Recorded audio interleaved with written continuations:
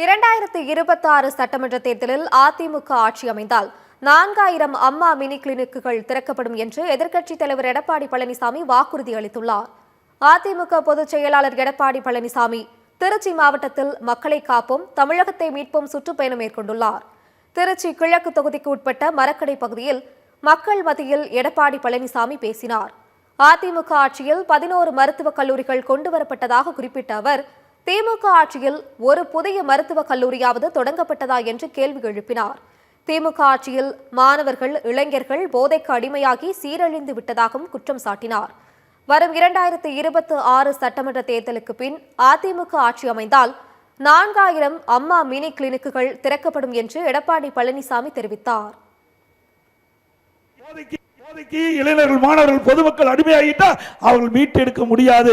ஆகவே நீங்கள் எச்சரிக்கையாக இருக்க வேண்டும் என்று பல முறை சட்டமன்றத்தில் எச்சரித்து விட்டோம்.